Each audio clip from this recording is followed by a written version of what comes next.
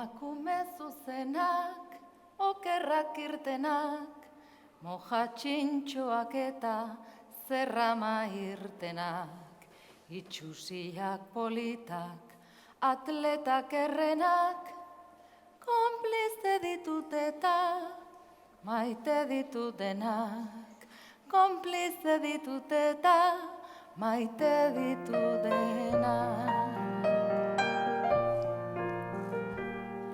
Langileak alperrak, lanik ez dutenak, tuntunak mediokreak, klaseko lehenak, ale desegokiak, andretxit gorenak, konplize ditut eta maite ditutenak, konplize ditut eta maite ditutenak. Ama onak ta txarrak, ama ez direnak, lurrera jausi arte mozkortzen onenak, ta umeen merienda usaila dutenak, konplize ditut eta maite ditutenak, konplize ditut eta maite ditutenak. Lotxatiak, ausartak, argalak izenak, iletsuak, soil-soilak, marimutilenak, katemeak, gorilak, panterak zezenak, konplize ditut eta maite ditutenak, konplize ditut eta maite ditutenak. Lehen munduko emeak, kapitalistenak, lurru zaila daukaten andre indigenak, zuri gorri horiak, beltzetan beltzenak, konplize ditut eta maite ditutenak, konplize ditut eta maite ditutenak. Markesaren alabak, neskamek izenak, printzesak ta sorginak, ogroak zirenak, maritxuak Bartolo, itxura dutenak, konplize ditut eta maite ditutenak, konplize ditut eta maite ditutenak.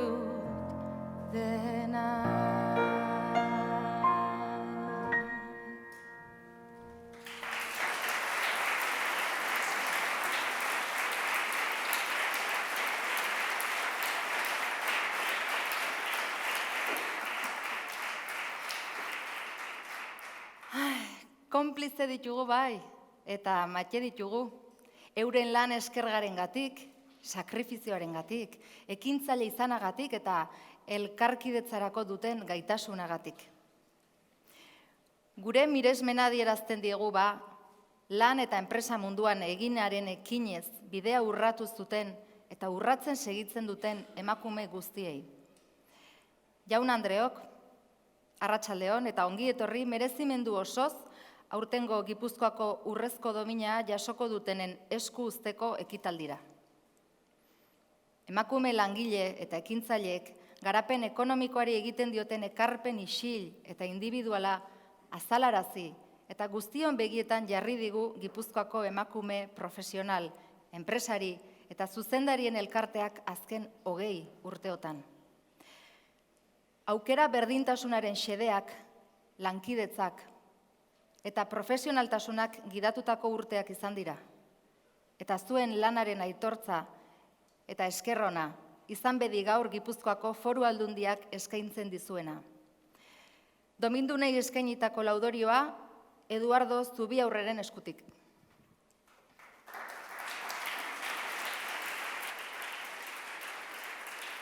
Diputatu nagusia, agintariak eta lagunak arratsaldeon. Niretzat privilegio bat da gaur hemen hitza hartzea. Gipuzkoako Diputazioan hau bezain egun seinalatuan. Gipuzkoar guztion erakundeak bere urteko aitorpen gorena ematen duen ekitaldian. Y es un privilegio para mí, decía, por 3 motivos. Primero, porque soy guipuzcoano y siempre es una alegría comparecer aquí en esta jornada tan especial. Segundo, porque en esta ocasión acudo como presidente de Confebask y, por lo tanto, como representante de la empresa vasca. Unas empresas que, con el trabajo y el esfuerzo de todos los que las componen, contribuyen de manera decisiva a la sociedad en la que vivimos. Hoy en día, una de las de mayor bienestar social de Europa. Sin empresas competitivas ni personas comprometidas, no hay desarrollo sostenible que valga. Y, en tercer lugar, es un privilegio estar hoy aquí porque este año la Diputación de Guipúzcoa entrega su medalla de oro a la Asociación de Mujeres Empresarias, Profesionales y Directivas de Guipúzcoa, Aspegi, que desde hace más de 20 años trabaja por algo en lo que, como empresario en primer lugar y como presidente de Confebask, en segundo lugar, me siento especialmente comprometido: la consecución de una sociedad más justa e igualitaria, que sin lugar a dudas también es igualdad de oportunidades y derechos en el ámbito económico, social y laboral entre hombres y entre mujeres. Dakidanez, Aspegik 1988an ekin zion bere bideari. Elkartean 6 emakume baino ez zeudela.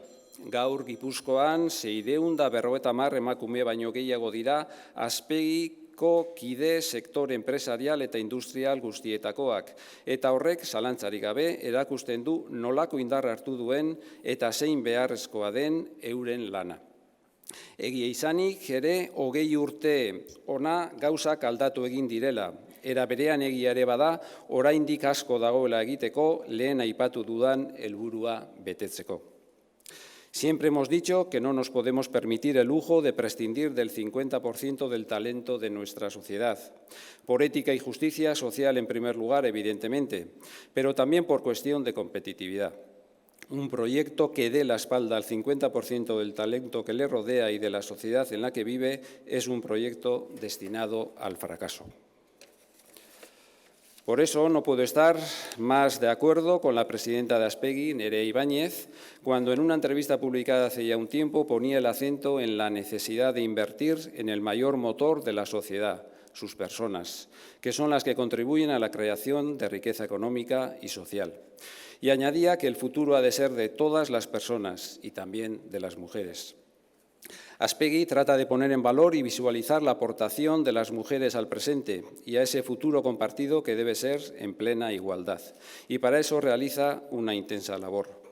Por ejemplo, en febrero se cumplirán 5 ediciones de los premios Aspegi a la mejor empresaria, directiva o profesional. Necesitamos modelos inspiradores, dice Nerea Ibáñez, y en ocasiones no resulta fácil encontrarlos. No porque no existan, sino porque, según escuché a ella misma confesar, más de una vez se han encontrado con casos de mujeres que no entienden por qué se les premia o directamente los rechazan. Forma parte del estereotipo cultural en el que todavía nos movemos y por eso hay que explicarles, decía la presidenta de Aspegi, que además de un premio individual es un premio de responsabilidad social. Egun oraindik ere lanean aritzeko aurre egin beharrezko arazoen adibide bat baino ez da. Euskal enpresa, euskal gizartea da, eta eremu horretan aurrera egitea zeregin kolektibo bat da. En Confebask, Adegi, CEBEC y SEA no podemos estar más de acuerdo. La igualdad es cosa de todas y todos. Y como hace poco escribía la directora del área jurídico-laboral de Confebask en un artículo reciente, debemos trabajar entre todos en un cambio de valores. Por eso estamos convencidos de que actos como el de hoy contribuyen significativamente a esa tarea colectiva. Con la entrega de la medalla de oro de Guipúzcoa a Aspegi ponemos en el foco de la sociedad vasca en general y la guipuzcoana en particular la labor de una asociación que integra a mujeres de perfiles muy diversos, heterogéneos, pero que comparten la necesidad de defender y desarrollar los valores humanos, sociales y profesionales de la mujer en su condición de empresaria, profesional y directiva. Y sigue siendo necesario que se difunda. Todavía quedan retos importantes que afrontar. De todos es conocido el enorme déficit de presencia de la mujer en áreas como la industria o la alta dirección, por no hablar de la brecha salarial. Aspegi tiene en Confebask y sus asociaciones miembro, ADEGI, CEBEC y SEA, un aliado. Gaur, Aspegi elkarteari zorionak ematea besterik ez dugu, sariagatik eta orain arte egindako lanagatik. Baita Gipuzkoako Aldundiari ere, aintzatespen hau emateagatik. Nire aldetik besterik ez, eta mila esker guztioi.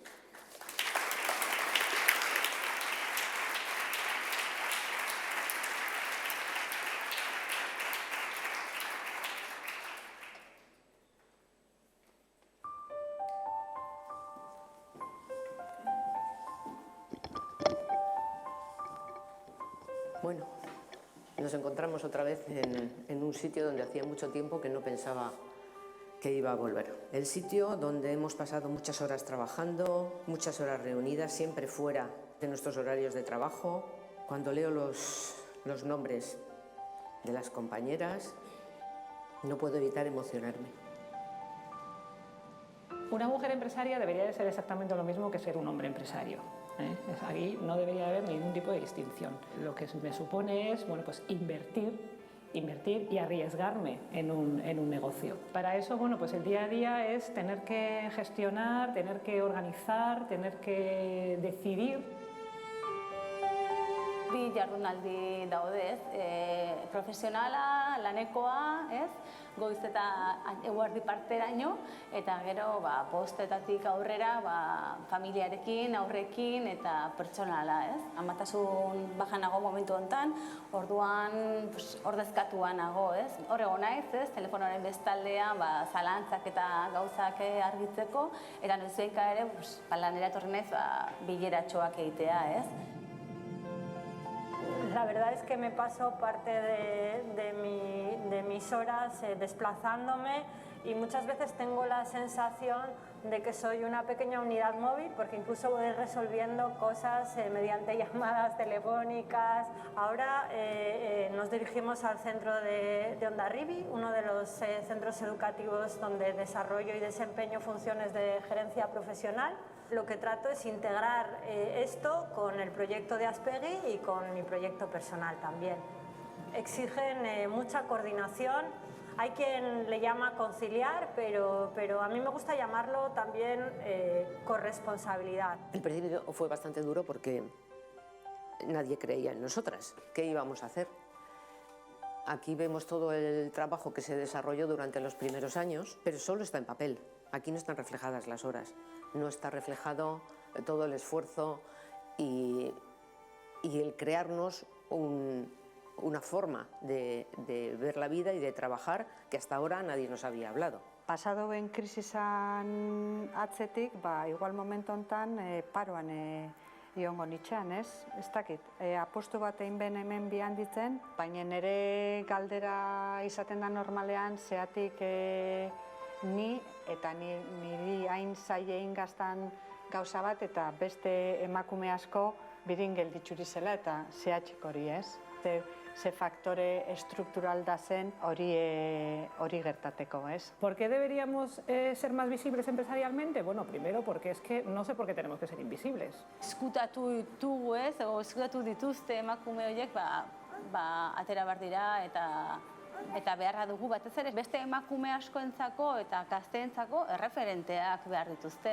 Vamos avanzando, pero se trata de un recorrido. Aspegi somos un instrumento para un cambio social y eso pues va a llevar tiempo. Nuestras amachos, nuestras amonas han luchado mucho en su vida por hacerse ver, por hacerse notar. Les han quizá retenido mucho más en su lucha, pero silenciosamente lo han hecho. Entonces a nosotras nos han marcado el camino. Badazela emakumik lanean ja, leku askotan, pentsaten da baino leku gexauatan, lan ederra egiten, baina kaso batzutan emakume horiei faltaten gako indar hori esateko ni aurrean. Al final es cogiendo puestos de responsabilidad, siempre que me pedían realizar algún proyecto o involucrarme en diferentes tareas retadoras, pues decía que sí. Los premios Aspegi ha sido el gran sueño de mi vida. Pensé, el día que pueda obtener para Aspegi el tener los premios a las mujeres empresarias como tienen en los otros territorios históricos, ese día estará cumplido mi cometido. Su reto es que no hacer falta en el futuro, que les premien pues, más visibilidad para seguir avanzando en que más mujeres se animen a decir sí a gestionar y coger puestos de responsabilidad. En Aspegui supuso un auténtico hito el cambiar el espacio, el ir de Catalina a venirnos aquí, a Deusto, a Innogune, con todo un entorno de emprendedores. Estos ya 20 años de historia hemos pasado de ser 6 mujeres las que iniciaron la actividad a llegar a ser más de 650 asociadas. Gracias a todas ellas estamos hoy donde estamos.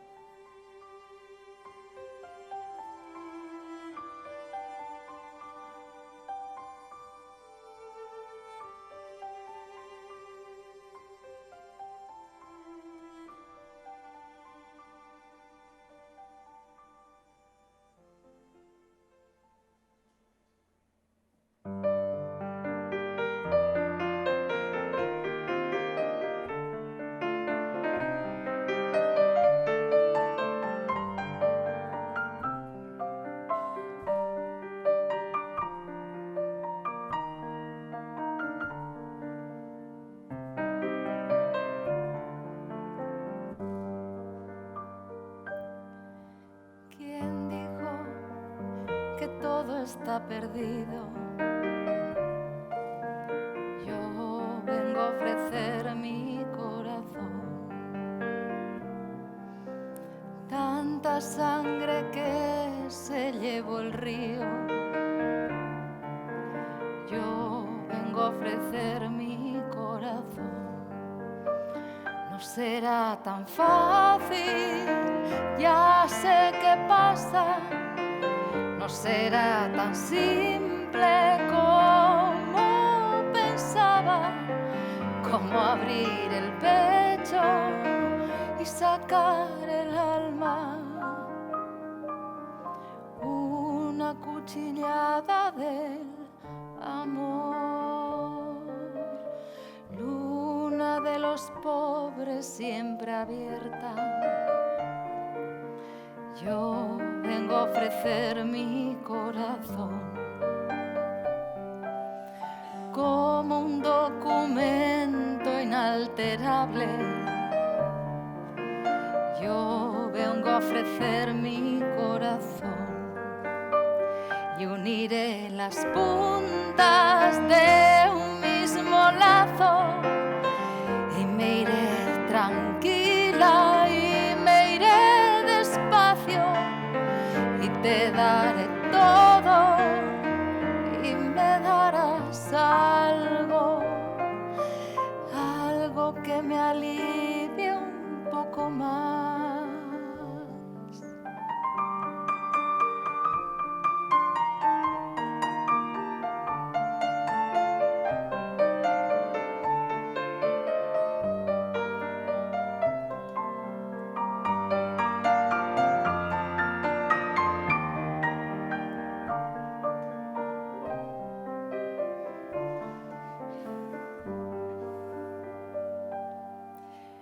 Cuando no haya nadie cerca o lejos,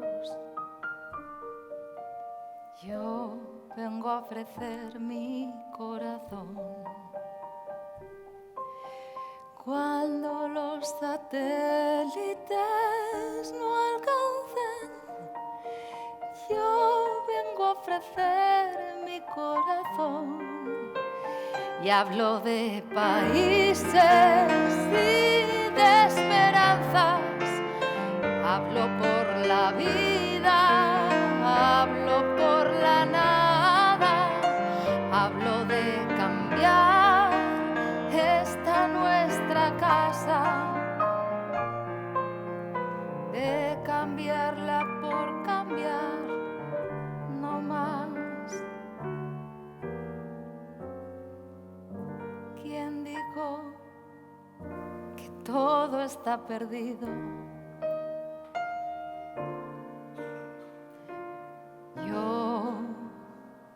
ofrecer mi corazón.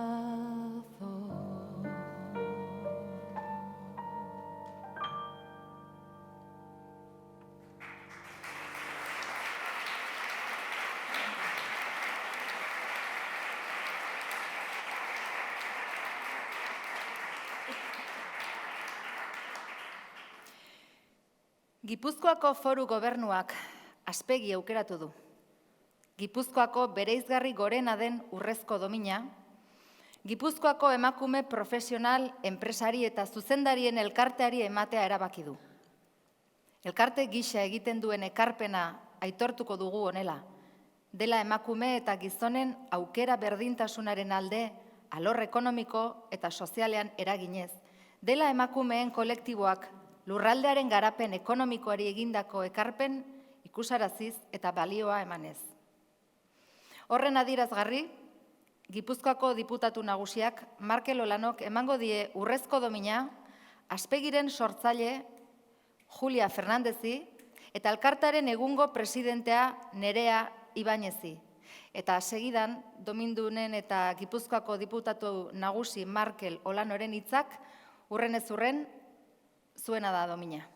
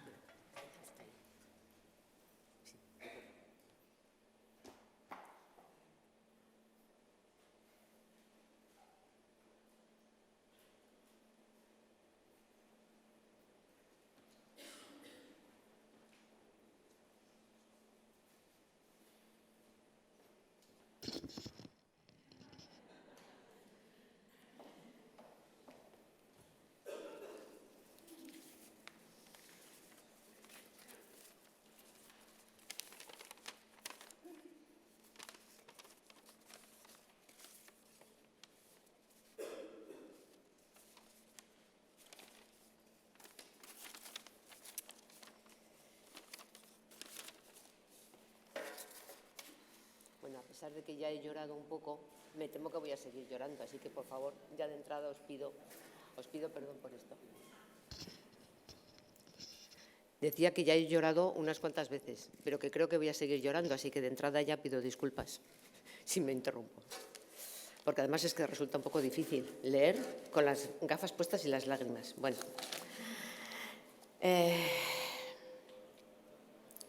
Arratsaldeon, señor diputado general, resto de autoridades, socias, amigos y amigas y familiares que nos acompañáis hoy. Mientras veíamos el vídeo, me ha venido a la mente lo rápido que pasa el tiempo.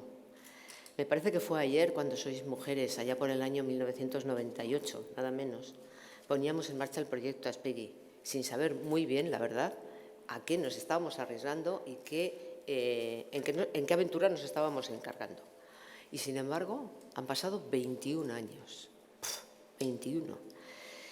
Como hemos visto, teníamos entonces unos sueños, ilusiones, valores por los que queríamos luchar y trabajar, y año tras año lo hemos ido haciendo, gracias a la presencia de cada vez un mayor número de mujeres que se iban incorporando año tras año a nosotras, algunas de las cuales también han formado parte de las juntas directivas, y aunque unir esfuerzos, energías, triples jornadas, retos y objetivos concretos no siempre fue fácil entre nosotras, también es cierto que salvar nuestras propias dificultades nos hizo más fuertes, ¿verdad? Nos hizo más fuertes y a la vez nos trajo hasta donde estamos hoy. ¿Y dónde estamos hoy? Pues poco a poco hemos pasado de ser aquellas 6 guerreras iniciales a ser, como decían en el vídeo, más de 650 mujeres que seguimos y seguiremos luchando y trabajando por convertir en realidad nuestros sueños, los iniciales, los que se han ido incorporando y los que sin duda se incorporarán en los años venideros. Yo me suelo imaginar, me gustaría ver algún día, una gran caja con un título precioso que dice «Igualdad de oportunidades entre mujeres y hombres en el territorio histórico de Guipúzcoa en el ámbito social, empresarial y laboral». Oh cielos, nuestro lema. Es el lema fundacional de Aspegui, que hoy sigue en pleno vigor. Pues bien, dentro de esa caja, mi sueño es ver que poco a poco vamos metiendo un reto conseguido, un objetivo logrado, un sueño que se nos va haciendo realidad, y esa caja poco a poco se irá llenando. Sin duda se va a llenar, porque nuestra sociedad está en un proceso de cambio estructural en el que las mujeres reclamamos un lugar que nos es propio, eso sí, en igualdad de condiciones con los hombres en todos los ámbitos. Y este ya es un proceso imparable. Estamos ahí y seguimos y seguiremos estando, porque Aspegui va a participar de ese cambio social desde su ámbito que él es propio, como es el económico. Para daros las gracias sería imposible nombraros a todas las asociadas, incluyendo a las personas que han trabajado y que en la actualidad trabajan en Aspegui. Y si bien nuestro cerebro nos dice que entre estas más de 650 mujeres, obviamente, hay muy distintas necesidades, perspectivas y, desde luego, horizontes muy diferentes, sin embargo, nuestro corazón nos dice que ya somos un grupo. Y somos un grupo coherente y un grupo cohesionado. Por eso queremos dar las gracias no solo a cada una individualmente, que también, sino fundamentalmente al grupo entero, gracias a su unión, a su colaboración constante, al cariño y al respeto que lo transversaliza, a su fuerza incansable y al impulso que este grupo nos da para que Aspegui continúe trabajando por alcanzar sus objetivos fundacionales, que en definitiva son los mismos de cada socia. En este grupo también hay un rincón reservado para todas aquellas personas que habéis formado parte de este proyecto de una forma aparentemente indirecta, como son nuestras familias y entornos. Porque sin vuestro apoyo y comprensión nuestras dificultades habrían sido, sin lugar a dudas, mucho mayores, pero sobre todo mucho más duras. Y, por supuesto, nuestro profundo agradecimiento a nuestra Diputación Foral por un doble motivo. Porque desde un principio ha sido de las primeras instituciones en creer en Aspegui. De hecho, nos concedieron la gestión de uno de sus programas estrella, como es el programa Emekin, allá por el año 2007. Y hoy seguimos gestionándolo 12 años después, con el objetivo de haber creado a 30 de septiembre pasado 1.171 empresas fundadas por mujeres. Además de este programa estrella, hemos participado también en diversos programas y proyectos a lo largo de estos años, como el programa de empleos Arbideac, como el programa de apoyo a mujeres tecnólogas Ematec, como el proyecto Guipúzcoa Coopera, que es de cooperación al desarrollo de mujeres africanas, o en la colaboración con la promoción del deporte femenino. Y eso por mencionar solo algunos de los ámbitos en los que hemos trabajado con Diputación. El segundo agradecimiento, el más importante, por supuesto, es la concesión de esta medalla. Entre estos días, nos han preguntado varias veces, ¿verdad?, qué significaba para Aspegui esta medalla. Y ya lo hemos repetido tantas veces que parece que todo el mundo tiene que saberlo. Pero vamos a decirlo, por supuesto, el reconocimiento y la visibilización del trabajo que hemos desarrollado a lo largo de estos años. Pero quizás algo que nos pueda parecer sino más importante, sí muy fuerte, que es el estímulo y la responsabilidad para seguir haciéndolo. Porque aún queda mucho por hacer. Sabemos que hemos conseguido mucho más de lo que quizás hace 20 años pudiésemos haber pensado que íbamos a tener hoy, pero queda todavía mucho por hacer. Así que vamos a seguir dando la lata, que esto que quede constancia. Por eso también queremos hacer extensiva esta medalla a todas las mujeres guipuzcoanas, a las empresarias, a las profesionales, a las directivas y a todo tipo de trabajadoras, porque todas remamos en la misma dirección, una dirección para lograr vivir en esta Guipúzcoa nuestra más participativa, más solidaria y, en definitiva, más igualitaria, porque estas son precisamente las sinergias que cambian el rumbo de una sociedad. Eskerrik asko.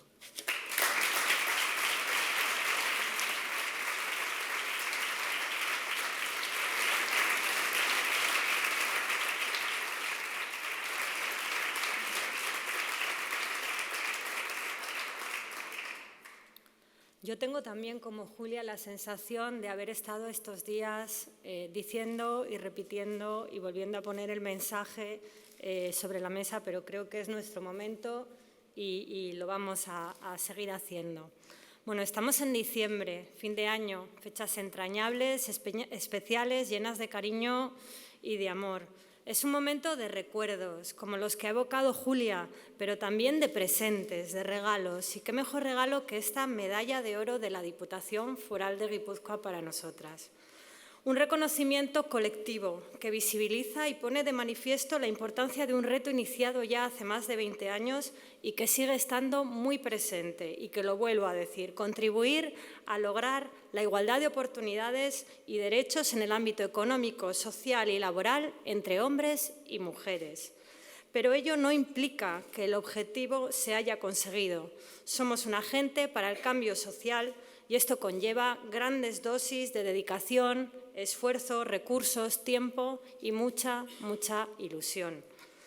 Anoche tenía cierta sensación de inquietud por tener que recoger con Julia, como Aspegui, este reconocimiento que nos trasciende a nosotras como representantes e incluso a las propias asociadas de Aspegui, porque los beneficios de Aspegui impactan en el desarrollo económico, social y empresarial de Guipúzcoa. Y esta contribución, además de ser reconocida, tiene que ser apoyada con medios y recursos por la importancia que implica en una sociedad llena de retos e incertidumbres, entre los que podemos apuntar y destacar la evolución demográfica, el envejecimiento, la sociedad ambiental.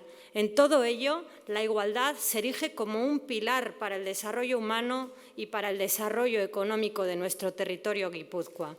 Y, lamentablemente, cuestiones como la corresponsabilidad no van a ser una opción en un futuro muy próximo, porque será necesaria la contribución de todas y de todos, como ha comentado Eduardo.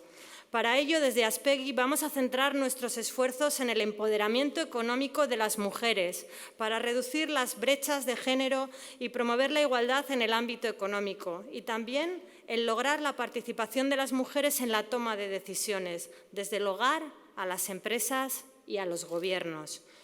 Todo lo que habéis reconocido a Aspegui es fruto de un camino compartido. Contamos cada día con más asociadas, con más iniciativas promovidas y también con más entidades que nos apoyan, y muchas de ellas están aquí, mila esker. Por lo tanto, les agradezco en nombre de todas enormemente este cariñoso premio, porque así lo hemos recibido, con mucho cariño de todas las personas que han participado y están haciendo esto posible. Les agradecemos muchísimo este cariñoso premio que ha mostrado a Aspegui y a su objetivo, porque es realmente un sueño imparable que cuenta con un futuro ilusionante y lleno de retos. Muchas gracias.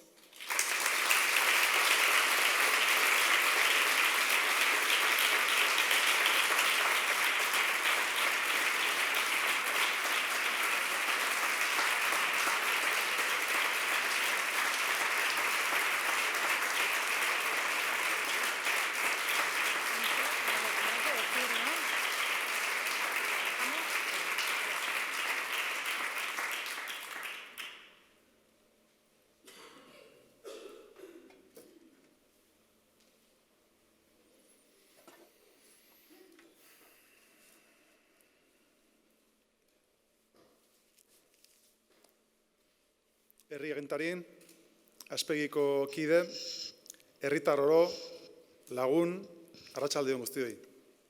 Ongi etorri, Gipuzkoako Foru Aldundira, Gipuzkoar guztion etxera. Orain dela 21 urte, 6 emakume gipuzkoarrek erabaki bat hartu zenuten. Elkartu egin zineten, emakumeen papera aldarrikatzeko, ekonomiaren eta enpresaren alorrean, emakume profesionalen jarduna ikusarazteko, zuek bezala kudeaketan ari ziren pertsona gehiagori laguntzeko. Zenbat ordu estra garai hartatik ona. Zenbat burua uste. Zenbat lan Catalina de Elizagi kaleko bulego hartan. Elizabeth Barrett olerkari britaniarrak idatzi zuen. Light tomorrow with today. Argitu etorkizuna orainarekin. Horixe egin duzue urte hauetan guztietan. Argi printzaz bete duzue emakume askoren geroa eta horrela Gipuzkoa osoa bizitzeko eta lan egiteko leku hobea bilakatu duzue. Gizartean errotua dagoen berdintasun faltaren gainetik emakume askori bultzada eman diozue. Haien ametsen alde, mugarik gabe, saiatzeko, ekiteko, lan munduan merezi duten lekua aldarrikatu eta eskuratzeko. Urrezko domina honekin, errekonozitu nahi dugu gizarte justuago eta aurreratuago baten alde egindako lana. Gure lurraldea lehiakorrago eta aniztunago izan dadin egindako ekarpen nabarmena, berebizikoa. El de hoy es un reconocimiento colectivo, sin duda alguna, de todas las que formáis la gran familia de Aspegi. Espero que me permitáis, sin embargo, hacer una mención especial a las fundadoras de Aspegi. Verdaderas pioneras que tuvisteis la visión de articular un espacio de reivindicación y de colaboración para las mujeres profesionales, directivas y empresarias de nuestro territorio. Tú misma has reconocido, Julia, en el vídeo, que nadie creía en vosotras en aquellos inicios, que tuvisteis que desarrollar una forma de vida y de trabajo que nadie os había enseñado. Merece la pena resaltar la valentía y el arrojo de dar un paso al frente, de asociaros, de reclamar vuestro espacio y de colaborar con el resto del tejido económico-social del territorio. 2 décadas más tarde, se ha dicho ya, Aspegi cuenta con más de 650 asociadas. Creo que es justo reconocer y agradecer como sociedad, como territorio de Gipuzkoa, el paso adelante que disteis hace ya 21 años, eta beraz, zorionak bihotz-bihotzez. Aspegik urte hauetan egindako ibilbidea aitortzearekin bat, nahiko nuke irudikatu zeinen garrantzitsua den emakumeen ekarpena gaur egungo Gipuzkoan. Eta hala izan da ere, zenbat daukagun oraindik egiteko. Nahikoa duzue ingurura so egitea esan nahi dudanaz jabetzeko. Eraikin honetako paretak gure iraganaren isla dira. Historian zehar, emakumei eman zaien bigarren mailako paperaren lekuko. Mendeetan zehar, ez baita tokirik izan emakumeentzat lurraldeko izena handien iruditerian. Foru Aldundiak utxune historiko horretaz jakitun, honako urrezko dominak eskaini dizkie azken urteotan hainbat emakumeei. 2005an, Mentxugal margolari irundarrari. 2006an, Iziar Asteasaran zientzilari aretxabalaetarrari. 2009an, ikastoletako andereñoei. Eta amaitzera doan 2019 honetan berriz Aspegiri, Gipuzkoako emakume profesional, enpresari eta zuzendarien elkarteari. Sortu zenean, besteak beste, honako helburu hau jarri zion bere buruari Aspegik. Emakumeen eskubideen onarpena lortzea lan eta kudeaketaren esparruan. 20 urteotan, gizartea aldatu eginda. Parekidetasunaren aldeko aldarriak auspo berria hartu du zalantzarik gabe. Zoritxarrez ordea, berdintasun ezak bizirik jarraitzen du. Ekonomia eta enpresaren alorra ez da salbuespena. Euskadiko berdintasun indizeari erreparatzen badiogu, azken neurketaren arabera, 79,3koa da gure berdintasun adierazlearen zifra. Europar Batasuneko batez bestekoagatik ia 2 puntu gorago, eta beraz hobekiago. Finlandiatik 5 puntu beherago gaude ordea. Eta Suedia markatzen duen 82,6 borobil eta gaildur hortatik oso urrun oraindik. Neurtutako balio guztien artean, botereari dagozkion atalean jartzen ditugu puntuazio baxuena berdintasun indizeak. Hain zuzen ere, eremu honok neurtzen du emakumeen presentzia parlamentuetan, alderdi politikoetan, zein enpresa eta elkarteen zuzendaritzetan. Puntu honetan, adierazlea 52,9koa da gaur egun. Ondorioa nabarmena da. Kristalezko sabaiek hor diraute, oraindik. Emakumeek jasaten dituzten egiturazko mugen erakusgarri. Oso ongi adierazten du gabezia hori Facebookeko ordezkari den Sheryl Sandbergek. Berak dio, 1981an hasi nintzen lanean. Goiko postuetara begiratzen nuen eta denak gizonezkoak ziren. Diskriminazio historikoaren ondoriotzat jo nuen gure belaunaldiarekin batera aldatuko zelakoan. Urteen poderioz jabetu nintzen ezetz. Bileratan gero eta emakume gutxiago geundela. 1960 eta 1970ko hamarkadetan jaiotako emakume askok aurrera egin bazuten ere, gero aginte postuetara iristeko atarian geratu ziren. Eta berak dio, errealitate hori aldatu behar dugu. Estatu Batuetako enpresa teknologiko baten kontseiluan eseri den lehen emakumea da Sheryl Sandberg. Eta diagnostiko hori abiapuntutzat hartuta, apaltasunez, 3 elementuta jarri nahiko nuke azpimarra. 3 ere, berdintasuna gauzatzeko giltzarri izan daitezkelakoan, enpresaren eta ekonomiaren munduan bereziki. Lehen giltzarria da hezkuntza. Teknologiara, berrikuntzara, ekintzaietasunera, zientziara, kudeaketara erakarri behar ditugu emakumeak. Estereotipoak hautsiz, haur eta gaztetxoak aukera berdintasunean eziz. Gure gazte guztien potentziala garatu dadin ahalik eta gehien. Bigarren giltzarria da ikusgarritasuna. Ikusi ezin litekena ezin da izan, entzun izan dizuet Aspegiko kideei. Bat nator erabatzuekin. Erabakiguneetan dauden emakumeen lana gizarteratu eta irudikatzea ezinbestekoa da. Eta 3. giltzarria, nereak berak aipatu du, konziliazio erantzukidea dugu. Etxeko lanen eta zaintza lanen ardura gizonek eta emakumeek elkarrekin hartzeaz ari naiz. Erantzukidetasunak jarrera aldaketa eskatzen digu guztioi. Batatik, gai honekiko erakunde eta enpresen sensibilizazioa handituz. Bestetik, gizarte antolakuntzaren transformazioa bultzatuz. Azken urteotan, konziliazio erantzunkidea sustatzeko hainbat neurri abiarazi ditu administrazioak. Eta hala ere, konziliazioa emakumeen kontu gisa hartua da oraindik. Badugu gizonezkook zeresana eta zeregina. Horregatik guztiagatik, zinez diot, egiturazko aldaketa sakonak sustatu behar ditugu. Esate baterako, adibide moduan, posible alda konziliazio erantzukidea egungo ordutegiak aldatu gabe lan esparruan, hezkuntzan, administrazioan eta gizarte bizitzan?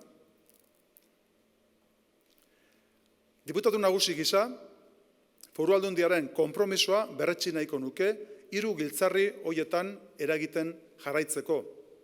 Hezkuntzan, emakumeen ikusgarritasunean eta konziliazio erantzunkidean. Gisa horretan soilik lortu ahalko dugu aurrera bidea berdintasunaren desafio konpartituan. Aipatutako errealitate osatu gabe horretan, transformaziorako gaitasun bikoitza erakutsi du Aspegik. Lehenik, lan eskerga egin duzuelako, gizon eta emakumeen berdintasun esparruak ugaritzeko lehenago aipatu dugun bezala. Bigarrenik ordea, ahalegin horrekin berarekin, gure lurraldea lehiakorrago eta indortxoago egin duzuelako. Letra larriz goraipatzeko moduko ekarpena azken hau ere. Emekin programa da eragin positibo horren eredu garbinetarikoa. Aspegik, Laboral Kutxak eta Aldundiak elkarlanean gauzatutako programa honen bitartez, 10 urtean, 850 jarrita, 1000-tik gora entzun dut oraintxe, izan daitezke, sortu diren enpresa berriak. Emakume ekintzaileek sustatuak guztiak. La doble capacidad transformadora de Aspegi nos recuerda que para incrementar la competitividad de nuestra economía hace falta seguir dando pasos hacia la competitividad a escala humana. Algo que supone calidad en el empleo, sostenibilidad social, económica, medioambiental e intergeneracional, atracción y generación de talento y nuevo conocimiento, así como proyectos de empresa que sitúen el desarrollo de las personas en el epicentro. En esa apuesta se sitúa la necesidad de promover la igualdad de oportunidades en las empresas, eliminando modelos de trabajo y estereotipos que penalizan el desarrollo personal, social y profesional de las mujeres, promoviendo la conciliación corresponsable y alumbrando nuevas medidas para disminuir la brecha salarial. Vivimos en un mundo que cambia a una velocidad vertiginosa. Incansablemente hablamos de digitalización, internacionalización, talento, innovación. Las personas son el principal valor para afrontar todos esos desafíos y no hay camino más fiable que dar cauce al valor de cada una de ellas. Esa es una de las principales lecciones que nos deja, en mi opinión, la trayectoria de Aspegi. Amaitzera noa. Uste dut, hemen elkartu garen guztiok, bat etorriko garela puntu honetan. Gipuzkoa lurralde handia da bere txikitasunean. Balio konpartitu aberatsa ditugu. Elkarlanarako joera, izaera ekintzailea, zintzotasuna eta elkartasuna besteak beste. Zutabeioen gainean eraiki dugu azken hamarkadetan gaur egun ezagutzen dugun Gipuzkoa. Punta-puntako enpresa industriala dauzkagu, beren merkatuetan liderrak asko. Egunero, enpresa txiki eta ertainetan bere onena jartzen duten pertsonak. Berrikuntza eta zientzia sare oso indartsua. Eta baita ere, arriskuak hartu eta enpresa proiektu berriak bultzatzeko arriskatzen duten emakume eta gizonak. Dinamismo horri esker, gizarte kohesionatua da gurea. Mundu guztian gizarte desberdintasuna handitzen doan bitartean, behera egin du gurean. Guztion artean, mekanismo sendoak eraikitzen jarraitu behar dugu, bereziki adineko personen eta baliabide gutxien dutenen gizarte babesa ziurtatzeko. Gizarte, genero eta hizkuntzaren ikuspegitik, Gipuzkoa izan dadin, desberdintasun gutxien duen lurraldetako bat Europan. Gipuzkoar eredu honen bihotzean komunitatea dago. Gizarte eta ekonomiaren alorreko elkarteak zaudete. Gipuzkoarrok konprometitu eta antolatu egiten gara hainbat ekimenetan inguruan bizi dugun errealitatea hobetzeko. Dela euskararen erabilera sustatzeko. Dela babesei gabe bizi diren pertsonei laguntzeko. Dela, Aspegiren kasuan bezala, enpresaren munduan emakumeen presentzia indartzeko. Milaka voluntariok, gau eta egun, denbora eta dedikazioa eskaintzen diozue ahalegin kolektibo horri. Izugarrizko altxorra da bizitasun hori. Ez ezkutuan gordetzeko jabego preziatua. Guztiok konpartitu eta elikatu beharreko balioa baizik. Orain dela urtebete, Donostian izan genuen Catherine Schweitzer. Historian lehen aldiz, modu ofizialean, maratoi bat osatu zuen emakumea. 261 dosalarekin lortu zuen balentria hori 1967an. Bidean, hainbat oztopo eta eraso jasan bazituen ere. Javier Muguruzak badu abesti bat 261 izenburu duena. Catherine Schweitzerrei egiten dio kantu. Abestiaren amaieran errepikatzen du Javierrek. Oztopoak oztopo, helmugara iritsi. Mila esker, Aspegi, berdintasunaren helmuga emakume askoarengana eta gizarte osoarengana gerturatzen duzuelako zuen lanarekin. Bide lagun izango gaituzue, aurrerantzean ere. Aspegiren helburuak bere egiten dituelako Gipuzkoa osoak. Oztopoak oztopo, helmugara iritsi. Gaurko ekitaldia, azken kanta batekin amaituko dugu. Mila esker guztioi.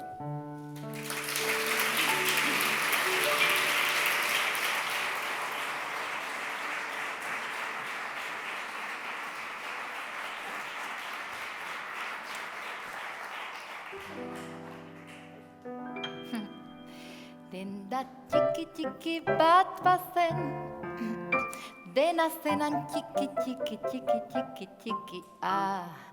Kontzeptuak erosteko, antxe beste inun baino hobeto. Artista alternatibo bati oparitzeko proiektu baten bila joan nintzen ni. Saltze alde zute modako kontzeptutik, kilo terdi kontzeptu nekezen ezbin. Badauzkat bi trauma gerra ondorengo familien amets gaiztoen zaku horretan. Menpekotasunen kaxa handian, teknologia berriak aurre iritzi zaharrak. Lau sudur gorri bederatzi ego 11 premia hautsitako 101 bihotz. Surrealismoa fikziozko komedia zitala hoiek egunkarian dituzu doainik.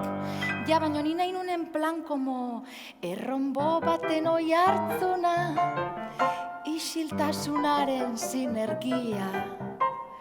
Edo ez ote daukazu, pintxo jator baten psikologia. Kafe utxa baino utxagoa, daukazu kaferik gabeko kafe utxa. Jarriazu utxutxik dagona paletik. Ezer txorez papel platan bilduta, baru begiarure birarun bendende. Beren buberin bereroro be, daren del dereo, baru babuiru babuiru bareraro, babrerum bemberero, baru bemberero, ya shabu babu bab badu diu, shabu baru babu breru daru da, adu da du da du di di di di di, abriche we ya we shall we be shabu bao, shabu biu, shabu bao do shabu bao beba yo shabu la du shabu skale médicos skale buscariska. Sanish kana asum senes lidum lidum denda tiki tiki bat pasan, dena zanan tiki tiki tiki. Kontzeptuak erosteko, antxe beste inun baino hobeto.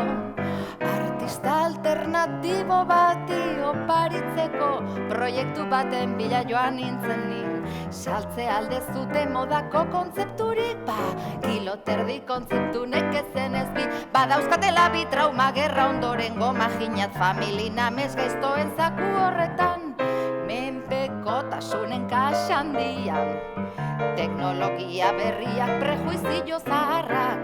Lau sudur gorri bederatzi ego 11 premia hautsitako 101 bihotz. Surrealismoa fikziozko komedia zitala hoiek egunkarian dituzu doainik. Kontzeptuak, serergiak, inspirazio iturriak, zulo beltz batean bilatuko nukenik, kosmosaren ondoan palangana baten erdian, hor izango jun serergiak pilaka.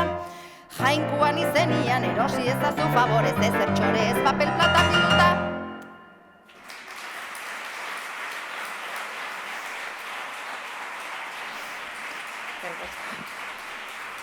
Gracias.